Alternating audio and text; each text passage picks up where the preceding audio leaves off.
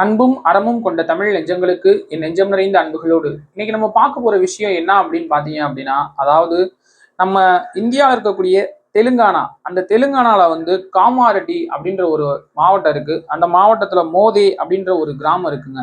அந்த கிராமத்துல வந்து அங்க இருக்கக்கூடியவங்க வந்து ஒரு விதமான நூதன தண்டனையை வந்து கொடுத்துக்கிட்டு இருக்காங்க.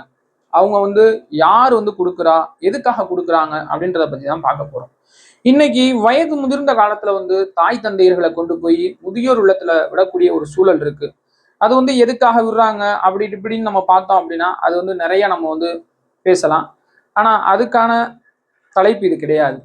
அப்படி இருக்கக்கூடிய ஒரு சூழல்ல வந்து அவங்க வந்து என்ன பண்றாங்க, அந்த மாவட்டத்துல வந்து என்ன பண்றாங்க, அந்த கிராமத்துல என்ன பண்றாங்க அப்படின்னு பார்த்தோம் அப்படின்னா, அதாவது வயது முதிர்ந்த இந்த மாதிரி தாய் தந்தையரை வந்து அவங்க போய் முதியோர் இல்லத்துல விடுற சூழல் இருந்தாலும், இல்ல அவங்க வந்து சரியா கவனிக்காம இருந்தாலும் அவங்க என்ன பண்றாங்கன்னா, அவங்கள்ட்ட போய் அந்த பிள்ளைகள்கிட்ட வந்து அங்க வந்து ஒரு தாத்தா சங்கம் அப்படின்னு ஒரு சங்கத்தை அவங்க வந்து ஏற்படுத்தி வச்சிருக்காங்க. அதுல வந்து அந்த கிராமத்துல இருக்கக்கூடிய ஒரு 40க்கும் மேற்பட்ட உறுப்பினர்கள் இருக்காங்க.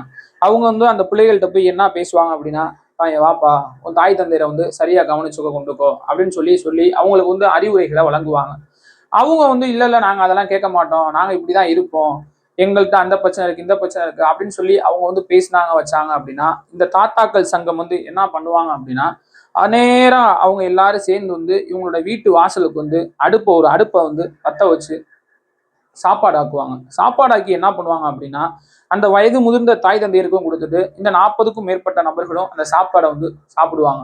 இது வந்து எது வரைக்கும் நடைபெறும் அப்படின்னா, இவங்க வந்து நாங்க இனிமே எங்க தாய் தந்தையரை வந்து சரியா பார்த்துக்கிறோம் அப்படின்னு சொல்ற வரைக்கும் இவங்க வந்து இந்த நூதனமான போராட்டத்தை வந்து பண்ணிக்கிட்டே தான் இருப்பாங்க. நான் சொன்ன தகவல்லாம் உங்களுக்கு பயனுள்ளதா இருக்கும் அப்படின்னு நம்புறேன்.